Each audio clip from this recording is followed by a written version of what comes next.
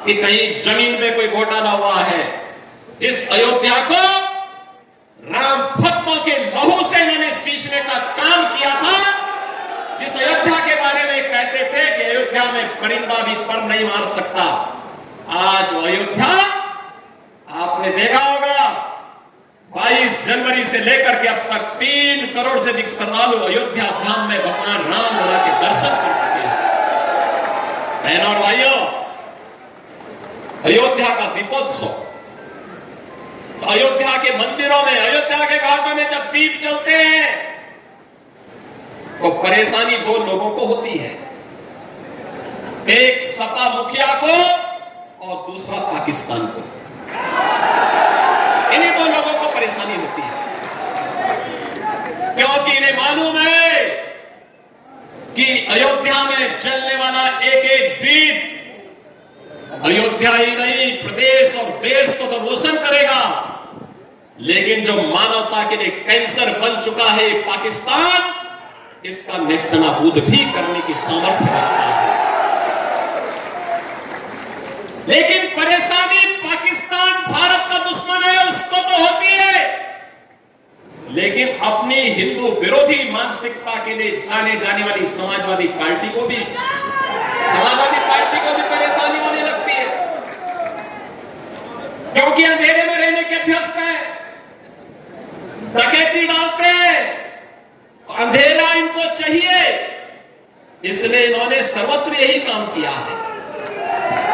बहनों और भाइयों, अगर अयोध्या के विकास के बारे में आप देखेंगे, जिस अयोध्या को इन्होंने बिजली से वंचित किया था, जिस अयोध्या को इन्होंने विकास से वंचित किया था, आज उस अयोध्या में डबल इंजन की भारतीय जनता पार्टी सरकार ने 30,000 करोड़ रुपए की परियोजनाओं की सौगात दी है। 30,000 करोड़ रुपए की। इतना विकास कांग्रेस के 60 वर्ष के कार्यकाल में नहीं हुआ। इतना विकास समाजवादी पार्टी की 4-4 बार सरकारें थी, कभी नहीं हुआ। जितना विकास का कार्य अकेले डबल इंजन की भारतीय जनता पार्टी की सरकार ने मात्र 6 वर्ष 7 वर्ष के अंदर किया है, और आज 1005 करोड़ रुपए की परियोजनाओं का सौगात लेकर के फिर यह मंच हमारे जनप्रतिनिधि आप अयोध्या के लिए आए हुए। बहनों भाइयों, वास्तव में आपसे कहने के लिए आया इसी बात को लेकर के, इसी अयोध्या में हम लोगों ने यहां के विकास के लिए आज आप देख सकते हैं 6,461 दुकानों को भी पुनर्वास किया गया। किसी को दुकान दी गई, किसी को कंपनसेशन दिया गया, किसी को एफआईआर में छूट दे करके उसी जमीन पर पीछे साइड को दुकान बनाने की परमिशन दी गई, नक्शा पास करवाया गया। आज अयोध्या दुनिया की सुंदरतम नगरी बन रही है। तो अयोध्या के दीपोत्सव से जिनको परेशानी होती थी, उनको तो अब परेशानी होगी कि अयोध्या कैसे सुंदर हो गई है, क्योंकि इनको तो वो विवादित ढांचा प्यारा था, जिसको राम भक्तों ने नेस्तनाबूद करने का काम कर दिया। ये राम भक्तों पर गोली चलाते थे। राम भक्तों के खून से जिनके हाथ सने हुए हो, अयोध्या की चर्चा जब वे करते हैं तो बड़ा आश्चर्य होता है, हमें ताज्जुब होता है, लोग हंसते हैं। अयोध्या के बारे में क्या चर्चा करेंगे? और अगर एक एक करके इनके काले कारनामों को निकालना प्रारंभ कर देंगे, जो भदरसा में इन्होंने किया था, कैसे वहां पर इन्होंने जमीनों को कब्जा किया हुआ था। ये 64,000 हेक्टेयर लैंड जो अवैध कब्जों से इनकी मुक्त कराई गई है, जब ये सारा चिट्ठा सामने आएगा ना, ये कहीं मुंह दिखाने लायक नहीं बचेंगे, कहीं मुंह दिखाने लायक नहीं बचेंगे। आज तो अयोध्या में आप आइए, चाहे वह अयोध्या का राम जन्मभूमि का पथ हो 4 लेन का, चाहे वह भक्ति पथ हो 4 लेन का, चाहे वह जन्मभूमि पथ हो 4 लेन का, चाहे वह एयरपोर्ट का पथ हो 4 लेन का, चाहे वह अयोध्या को जोड़ने वाला कोई भी मार्ग, अमेठी रायबरेली का हो, प्रयागराज का हो, लखनऊ का हो, गोरखपुर का हो, ये सभी आज 4 लेन की कनेक्टिविटी से जुड़ चुके हैं। अयोध्या, किसी ने सोचा था अयोध्या में, किसी ने सोचा था अयोध्या में, कोई सोचा था अयोध्या में भी कोई इंटरनेशनल एयरपोर्ट होगा? बहन और भाइयों, हजारों वर्ष पहले पुष्पक विमान से अयोध्या धाम आए थे प्रभु राम, हजारों वर्ष पहले आए थे। लेकिन बहन और भाइयों, कभी भी कांग्रेस हो या समाजवादी पार्टी अयोध्या में फिर से एयरपोर्ट बने, हमारा अयोध्या दुनिया की कनेक्टिविटी से जुड़ जाए, कभी भी इनके मन में यह भाव कभी नहीं आया। आज 821 एकड़ लैंड पर आज आपने देखा होगा अयोध्या इंटरनेशनल एयरपोर्ट बन गया है। आज अयोध्या में इंटरनेशनल एयरपोर्ट, परेशानी समाजवादी पार्टी। अयोध्या में विकास क्या हो रहा है? ये परेशानी उनकी है।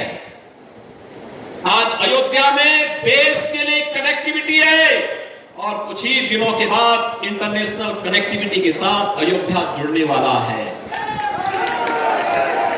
जब अयोध्या के लिए सौभाग्य आया, लेकिन रामद्रोहियों को तो परेशानी होगी ही होगी। ये कैसे इसको स्वीकार कर सकते हैं? ये लोग वही काम कर रहे हैं जो उन्होंने पहले किया था, आज भी वही कर रहे हैं, आगे भी ये वही करेंगे। और इसीलिए कुछ नहीं मिलता। कहते हैं भाई, जो उनके काले कारनामे इनके गुर्गे करते रहे हैं, वही आज भी वही बोल रहे हैं कि साहब जमीन का घोटाला हुआ है, गरीब वहां पे किसानों को मुआवजा नहीं मिल रहा। एक भी कोई मामला ऐसा नहीं हो सकता जिसमें किसी व्यक्ति को मुआवजा न मिला हो और विकास की योजना दिखाई दे रही। अयोध्या आप जाइए, 17 के पहले के अयोध्या को देखिए, आज के अयोध्या को देखेंगे ये लोग, इनकी आंखें चौधिया जाएंगी। बहनों और भाइयों, ये नई अयोध्या विकास के लिए नहीं, अब देश की पहली सोलर सिटी भी बन रही है। सोलर सिटी, भगवान सूर्य की रोशनी से यहाँ की लाइट जगमगाएगी। एक नई अयोध्या, सूर्य वंश की राजधानी, आज बहनों और भाइयों सोलर सिटी के रूप में देश की पहली सोलर सिटी हमारी अयोध्या बन रही है। तो ये समाजवादी पार्टी के लोग जो अंधेरे में रहने के आदी हैं, ये कैसे इसको स्वीकार कर सकते हैं? कैसे स्वीकार कर सकते हैं? विकास तो इनके एजेंडे का हिस्सा कभी रहा ही नहीं है।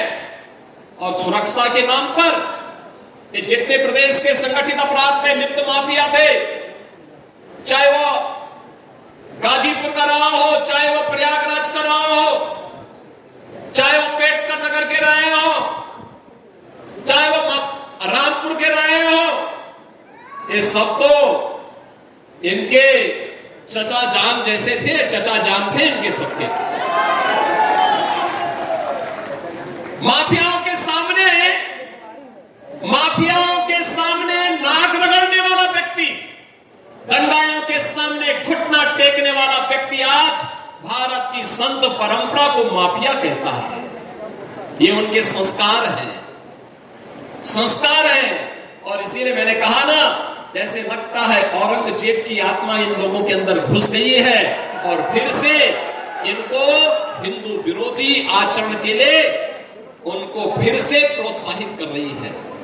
बहनों और भाइयों, अगर समाजवादी पार्टी का सही चेहरा देखना हो तो ये चेहरा इनका वही है जो भदरसा में समाजवादी पार्टी के नेता मोइन खान ने किया है। ये भी समाजवादी पार्टी का नेता है। कन्नौज में इनका एक नवाब सिंह यादव है, उसने भी एक बेटी के साथ इसी प्रकार का व्यवहार किया है, इसी प्रकार का कृत्य किया है। अभी आप देख रहे होंगे भदोई में भी इनका एक विधायक, भदोई का कारनामे भी इनका देखिए। हरदोई में भी एक अधिवक्ता की हत्या समाजवादी पार्टी के ही पूर्व जिलाध्यक्ष के द्वारा की गई। एक बालिका के साथ अलीगढ़ में, मऊ के अंदर भी इनका एक नेता इस प्रकार के दरिंदगी की में शामिल पाया गया और एक विधायक पूर्व बन चुका है, उसके द्वारा भी कानपुर में इसी प्रकार के कृत्य किए जाते थे। ये लोग गरीबों की जमीनों पर कब्जा करते हैं, अराजकता फैलाते हैं, देशद्रोही तत्वों को अपने राजनीतिक स्वार्थ के लिए प्रश्रय देते हैं, अराजकता फैलाते हैं। और इसीलिए मैं कह सकता हूं बहनों और भाइयों कि जैसे कुत्ते की पूंछ सीधी नहीं हो सकती, वैसे ही ये समाजवादी पार्टी के दरिंदे जो बेटियों की सुरक्षा के साथ खिलवाड़ कर रहे हैं, ये कभी ठीक नहीं हो सकते। इनके लिए तो कानून के दायरे में ला करके इन पे शिकंजा कसना पड़ेगा, और हमारी सरकार वही काम कर रही है इनके साथ जिसके ये पात्र है। मैं आज आपके पास यही कहने के लिए आया हूं, एक तरफ डबल इंजन की सरकार विकास के लिए, सुरक्षा के लिए, निवेश के लिए, रोजगार के लिए, इस अन्नदाता किसानों की खुशहाली के लिए, बेटी और बहनों की सुरक्षा के लिए, उनके स्वावलंबन के लिए, व्यापारियों के सम्मान के लिए कार्य कर रही है।